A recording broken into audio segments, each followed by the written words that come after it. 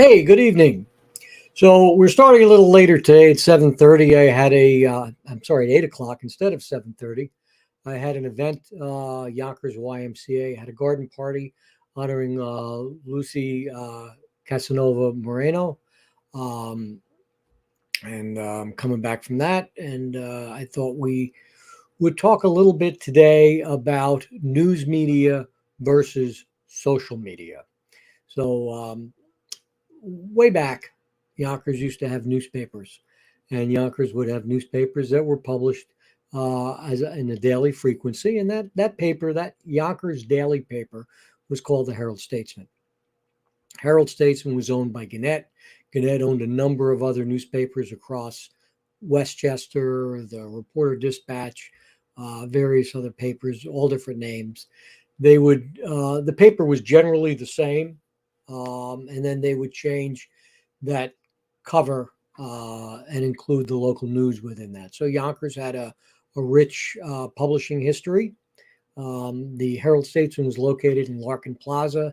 They published the paper there. I don't know if they published the other papers out of there. Actually, printed the papers. The trucks would pull up to the loading dock. It's currently where the DMV is right now. So where the Yonkers DMV is, that building used to be the Herald Statesman.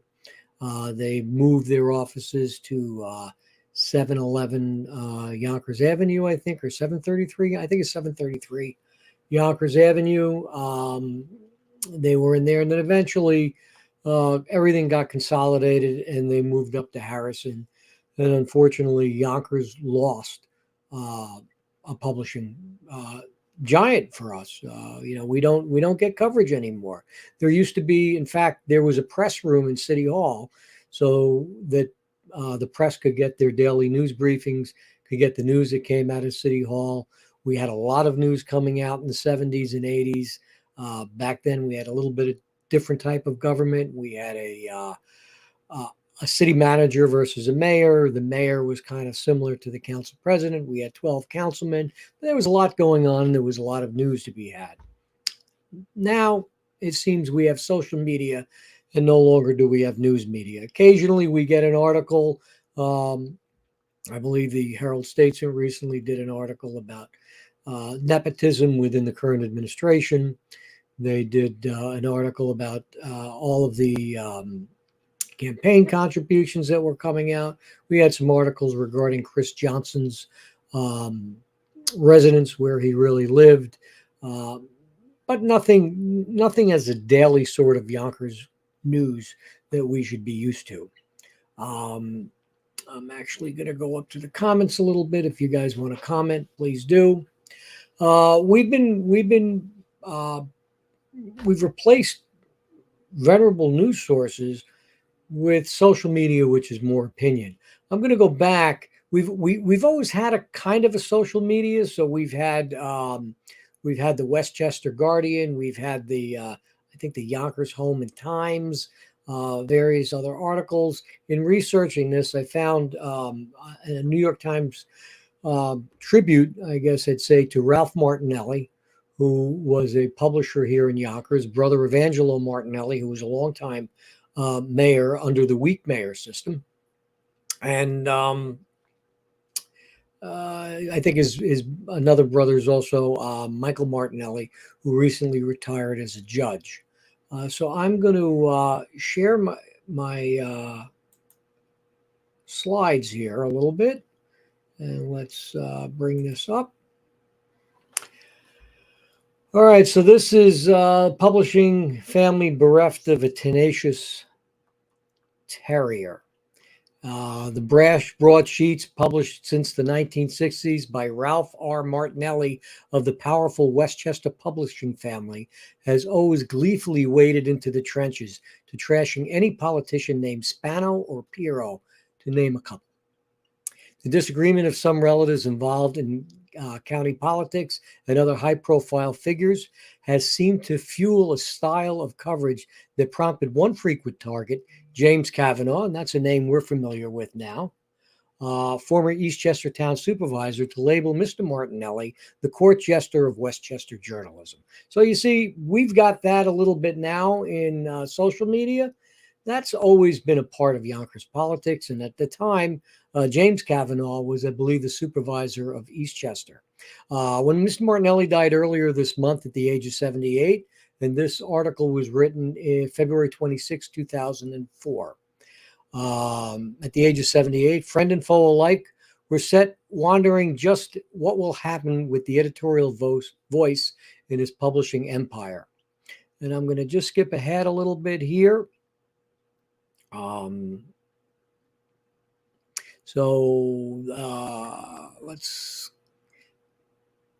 His wife, Francesca, has taken over publishing with her longtime assistant, Luis Montclair. Both will keep the flame alive. And then we go to some quotes here. He exercised a hand-on approach to publishing and editing, said Hezi Harris. That's another name we're familiar with, editor and publisher of the Yonkers Tribune, an online newspaper. Without his guidance and strong will, the paper is going to have a hard time keeping its edge and even staying afloat. Mr. Harris, who has sought to maintain a fairly neutral relationship with Mr. Martinelli, added, in the Soviet Union, if you wanted to know what the Politburo was thinking, you picked up Pravda. If you want to know what the administration in Yonkers is thinking, you picked up the Home, News, and Times. And that was one of Mr. Martinelli's publications in Yonkers. So key political figure, he was in the family is Angelo Martinelli, 76, Ralph's younger brother, who served as Yonkers mayor for 12 years in the 1970s and 1980s. He also headed the Republican Party through the early 1990s and now wields power primarily as chairman of the Yonkers Chamber of Commerce. So I'm going to go to another article talking about this. By the way, we'll actually skip to part of this here. The Martinellis have been around longer, for one thing, and this goes into the Spano connection. Although Mr. Martinelli never sought public office in his last dozen years, has been perhaps the most visible member of a clan that rivals the Spano family as a force in Westchester politics, said Mr. Harris. So the Martinellis have been around longer, for one thing, and more of them are involved in politics. Well, I don't think we could say that's true because there are many Spanos today that are involved in politics, but none of the Spanos have publishing outlets either. And that's going to be important to come back to later. And this is from 2004. So I'm going to go to the next slide here. And this is another article. This is from 1999, and it's a GOP publisher who insults his own. And if we go back by party affiliation, he's a Republican, and he comes from an influential Yonkers Republican family. But this has not stopped Ralph R. Martinelli, the publisher of the 8 weekly newspapers in Westchester, from attacking some top Republican officials. And I have to admit, a lot of this is well before I got involved in Yonkers politics, but it was always out there. There was always a little kiosk newspaper you could pick up, whether it was one of Mr. Martinelli's publications or it was one of Sam Zerka's publications. If you go back and do some Google searches, you'll see a little back and forth between Sam Zerka and former Mayor Phil Lamacone. So week after week, Mr. Martinelli, whose brother Angelo R. Martinelli is the chairman of the Yonkers Republican Committee and former mayor of Yonkers, has questioned the integrity of Supervisor James E. Kavanaugh of Eastchester, editorialized against Thomas F. Doherty, a former Eastchester councilman who is the appointed secretary of Governor George E. Pataki, and blasted State Senator Nicholas A. Spano, chairman of the County Republican Committee. So this idea of having these small papers going out against our elected officials, they've been out there for quite a while, and it's kind of a little bit similar to our bloggers that we have now and our social media folks that are out there. So these are our current bloggers and social media folks who seem to be on Facebook these days, and I'm gonna express my my contact with them. 2 years ago, I did run for Yonkers City Council president. I was approached by Rue Ross, who runs the Yonkers Voice. Rui Ben Ross is his actual name. He was selling advertising. He was selling advertising 3 months for $1,000, and you can post anything you would like on a site having to deal with your campaign. And he would give you some interviews. He did do my first interview for free. I didn't take him up on his offer, and we will put him back up here. So Rue is the gentleman on the left, and his buddy is Brian Harrod on the right, and that would be the picture on the upper right. They remind me of the folks on the lower left, pair of Muppets.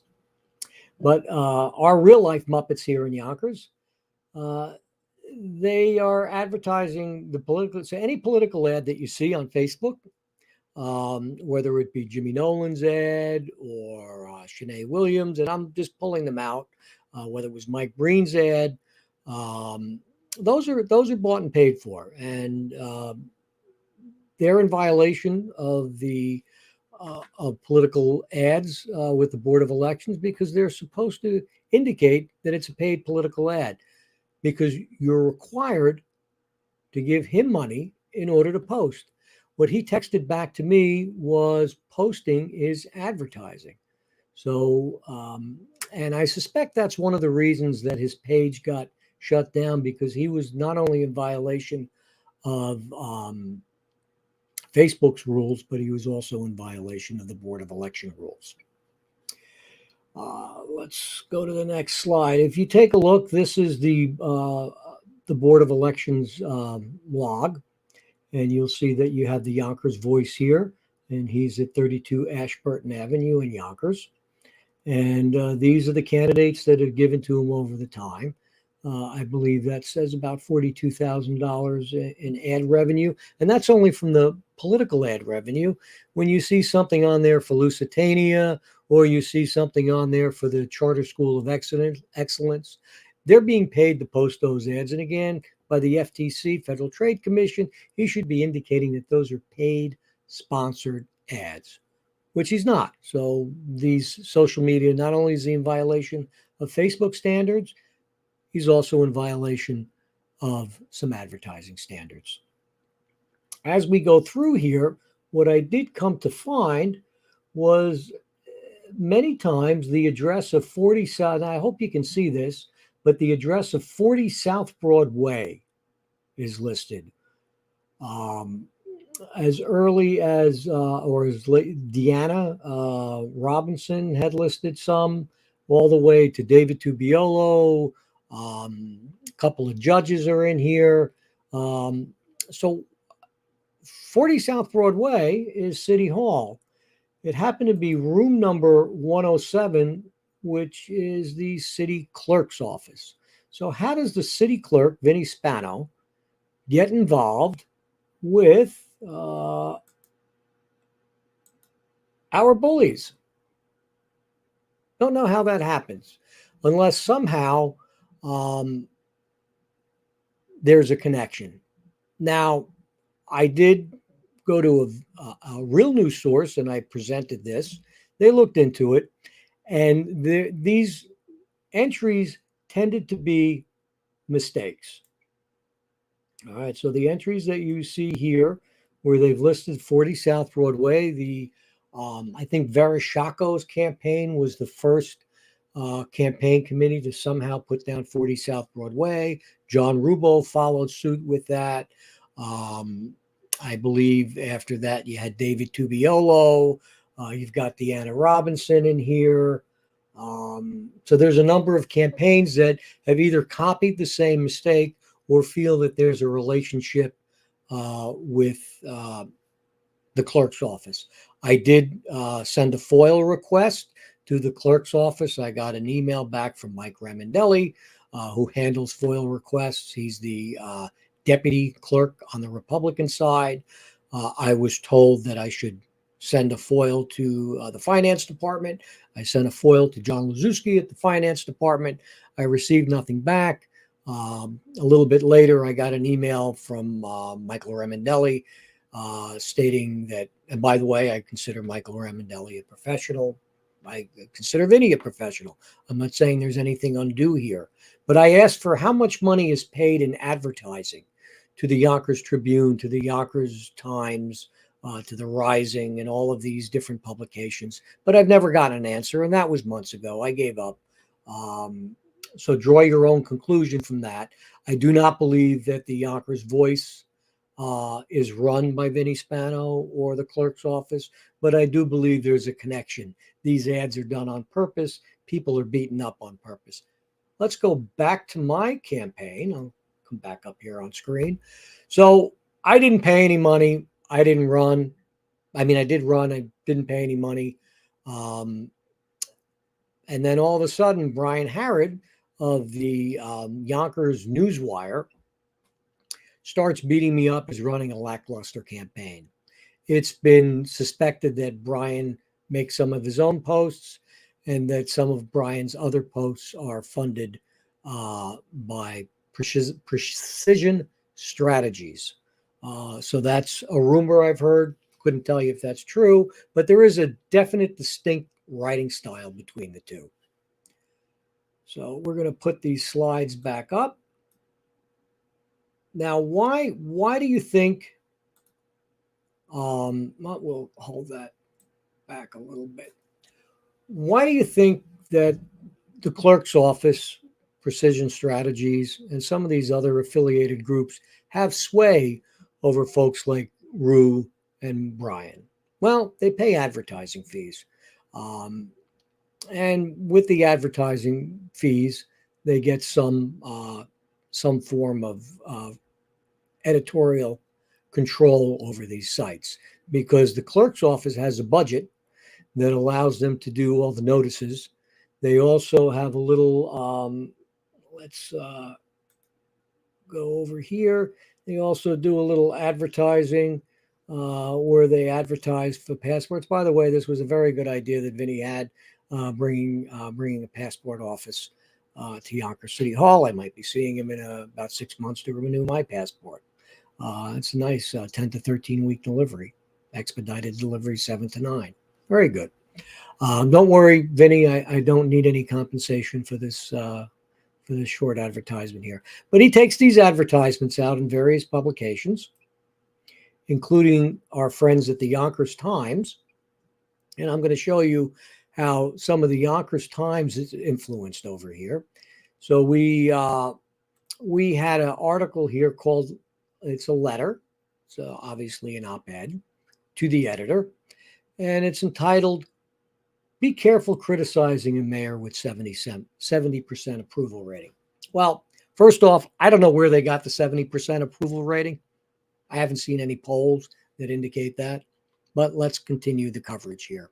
I enjoy your political coverage in the city of Yonkers. I watched Councilwoman Carzone Pineda Isaacs loudly attack both Mayor Mike Spano and his entire family at her announcement. I was in the room and was shocked that she should choose to take that path. I would love to see a picture of Mr. Doug Maxwell in that room, and we'll get to that in a minute. Anyone in Yonkers who is paying attention knows that Mayor Mike Spano has served 12 years, usually after 12 years, or in some cases 8 years, of which he should have served. I editorialize that. The voters grow tired of their politicians and throw them out of office. Just ask Mario Cuomo or Rob Astorino. But that's not the case with Mayor Spano. And I would ask why. Clearly, the people support the job he's done over the 3 terms. And they were willing to give him a chance at a 4th. I don't know anybody who was willing to give him a chance for a 4th. Let's remember the theater that we saw. Hold on, I'm going to come out of this and come back to see you guys. Let's remember the theater we saw that day at the hearings. There were city workers who were told to show up. They came with photocopied signs that came out of, I would assume, a Yonkers City photocopier, and they were screaming for 4 more years. They were called, told to show up, just like I was called and told to show up 4 years prior. Otherwise, we'd wind up with Chuck Lesnick. So again, it's Yonkers on the Hudson for a reason, because there's theater, and the script is written by somebody with the last name of Spano. So let's put this back up for you. I've heard that the same polling has the mayor at 70%. Yes, well, where's the polling? So the big question is, how do you run against a candidate that has 70% approval rating? Well, first off, I don't see a candidate with 70% approval rating. I see a candidate who's written a script. And believe me, Mike Spano didn't write this script. It's written a couple blocks away by his brother, Nick. If I were advising Councilwoman Pineda Isaacs, my answer would be not to attack Spano or his family personally. Oh, gee, did I not take that advice? I guess I'm not taking that advice. By the way, I'm not attacking them. I'm attacking the message. Many of us believe that a new administration or a new mayor would bring their own people to fill some of the jobs that are filled by the Spano family. So how would that improve my life as a Yonkers homeowner or taxpayer or a mother, father, or student in the Yonkers Public Schools? Well, as Mayor Mike Spano said 12 years ago, term limits is a good thing because it brings new people in to the administration and it brings new jobs. Let's see if I have that video somewhere. Let's play this. I've never been somebody who believes in term limits because I don't believe it's a panacea for what. If we term limit the leadership, you'll move the talent around and you'll be able to get new ideas and you'll also have member empowerment.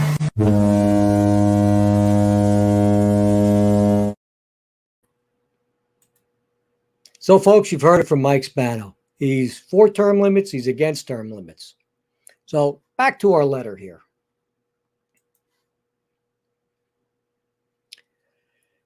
It would be nice to have a female Latina as Yonkers mayor, but that's not enough to get my vote. And I think a lot of Democratic voters agreed. They had hoped for more. Now we move into the general election, and Mayor Spano's opponent is a Republican councilman, Anthony Moranti. Moranti appears to have the financial resources and fundraising to get his name out to the people. I'm willing to take a look and listen to Moranti and see what he has to say. But the same rules apply to him as applied to Carzone. Give me your plans or ideas about moving the city forward. Well, Anthony has done that. Okay, Anthony's going to restore term limits. He's going to limit himself to 2 terms. I'm editorializing again. In one of your recent stories about term limits, I appreciated Moranti admitting that he made a mistake in voting for an extension of term limits 4 years ago. You never hear politicians anymore saying that. We all make mistakes. But then Moranti went on a diatribe against the mayor and his family. It was the same personal attacks that I heard for Councilwoman Pineda Isaacs. That will not win an election, and I believe it does the opposite to turn voters off. Well, the mayor has built this empire. They don't want to relinquish the keys. As I said before when speaking with Phil Zisman, the party's over. The punch bowl is empty. It's time to leave.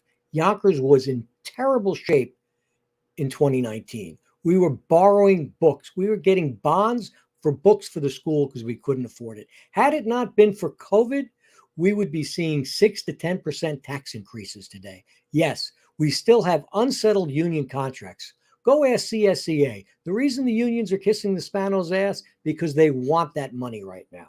They want their contracts. Once that's all done, we, the taxpayers, are going to foot that bill. And that's why we need a change. I'm going to go on with this. If you're going to go after Spano on term limits, then congratulate the mayor on his 12 years of leadership. Yeah, I don't think it's leadership, folks. And say it's time to move on. That would be honest, because both Moranti and Carzone have supported the mayor and voted with him for most of his 12 years. You can't just flip the switch and say he's no good. Well, first off, Moranti's not been there for 12 years. Moranti's in his second term, 2 years into his second term. So he supported the mayor on some things, but he's not supported every tax increase. I believe it adds up to about 41% after the 12 years. You can do the math yourself. So there's a little note here, piggybacking. I'm going to do a share screen so you can actually see where we are in this Yonkers Times piece. So there's a share screen here, piggybacking on Mr. Maxwell's thoughts in the days before the Democratic primary, blah, blah, blah, goes on. And this is This is Dan Murphy. Now, Dan Murphy is the editor of he's the editor, the writer, and everything else there at the Yonkers Times, Yonkers Rising. So he goes on with his own personal editorial opinion. And then we've got another one. We've got another article here by this gentleman named Paul. Let's get it down here. Oh, that's Bob Stoff. We'll talk about Bob's article. So we have another article here by Paul Cicino, independent Yonkers voter. And so he's criticizing the petitions. The petitions were submitted were nonsense, not even close to reaching the threshold included in their submission, collected by non-registered voters, voters outside of Yonkers, and other flaws. This is another hit job. This is another fantasy script that's been written by Hollywood on the Hudson. Okay, the petitions were good.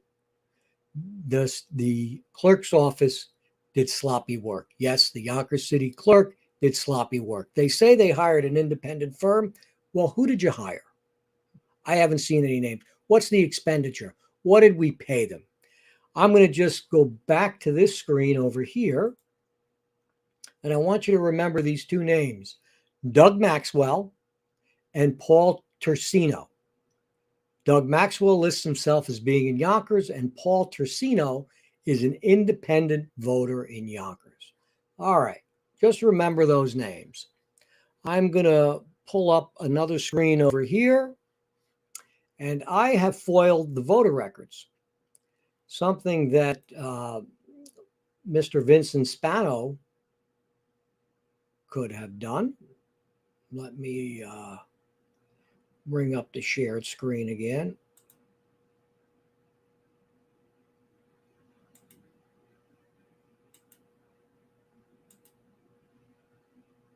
Oh, share screen. Let's bring this up.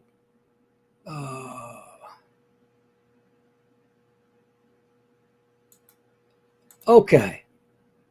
So right now I am sharing I got a list of Yonkers voters. This was sent to me by the New York State Board of Elections. And actually it's a list of all Westchester voters, and I've sorted it by ward because we're the only city in Westchester to have wards. And if I go here and I type in, well, let's type in my name. All right, just so you can see. It's doing a little bit of a search. I hit OK, and that's my mother. Unfortunately, she passed away in 2008. She's listed on the voter rolls, but she's listed as deceased. I didn't know my mother was a Dem. Anyway, that's my father. That's me at a different address when I lived over in Napier Park. That's me where I am now, and my wife. So we can clear the filter on there. Let's take another look. Let's see how many Spanos there are, shall we? Well, there we go, Spano. Now it's going to take a while. I think it's going to take a while for this to think out. So hopefully we have enough time. All right, so these are all the Spanos. Yep, see, they do end somewhere. And, you know, we can see that we have a number of different party affiliations throughout the Spanos. Democrats, Republicans. I don't see any working family parties. That's interesting. Oh, and here's a Spanos. That must be a Greek person slipped in there. But Spano, generally, that's what we've got. We've got a couple of Spanos in here. Probably not related. Anyway, so I'm gonna clear my filters now. And I'm going to go here and I'm going to type in Maxwell. Remember that name? Doug Maxwell. Thought he was a voter commenting on this. Okay. We're going to click OK. Now we go through the first names. Does anybody see the name Doug? I don't see any Doug Maxwells in Yonkers.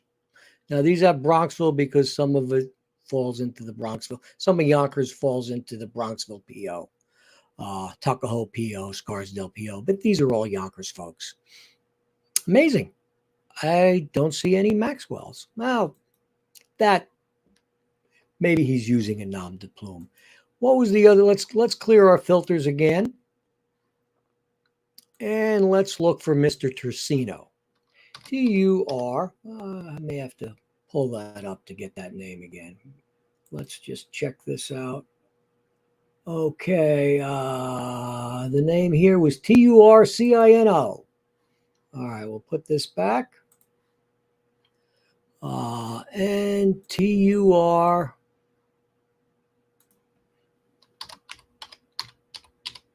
Remember, Paul Tursino, independent voter in Yonkers, so we assume he's registered to vote. Well, look at that. That says no matches. There are no Turcinos in Yonkers registered to vote. Gee, how can that be? Could it be that Dan Murphy has some fraudulent letters to the editor and somebody's been asked to write a script from Hollywood on the Hudson? I'll let you decide on that.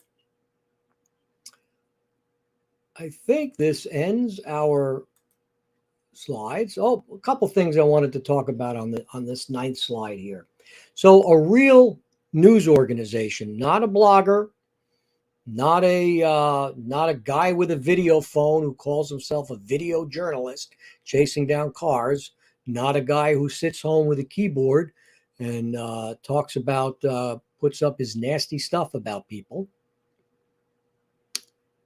A real journalist has a code of ethics. And if you wanted to see the code of ethics, you'll go to the spj.org code of ethics, and you'll get the actual code of ethics. Now, we do have a new publication in Yonkers. It's fairly new compared to many of the folks out there. It's called the Yonkers Ledger. I tried to partner with the Yonkers Ledger when we were discussing our friend, the Yonkers Voice. He convinced me that there's nothing nefarious between the city clerk's office and the Yonkers Voice. And how did he convince me of that? Because he's a real journalist. He abides by a code of ethics, and he's not going to put up something at somebody else's expense. So I applaud that. In fact, he did send me a graphic that for the first time they have surpassed the Yonkers Tribune and the Yonkers Times in page hits. And why is that? That's because people appreciate real journalism. I'm not a journalist. I'm doing social commentary now. I'm telling you that there is a script being written to try to get your vote, and that is merely what it is. It's a script. There's no 70%. We had good petition signatures. People worked hard for that. And it's just made up nonsense that they weren't good. Because if these, look, I just checked the voter records, and the clerk had done that with the petitions, we might be having a referendum on the November ballot, but we don't. So that's all I have for you today. I hope you enjoyed this broadcast. We went a little long, and I look forward to seeing you next week. If you want to be a guest, please reach out to me. We don't have anything to bring us out, so we'll use the same music that brought us in to bring us out.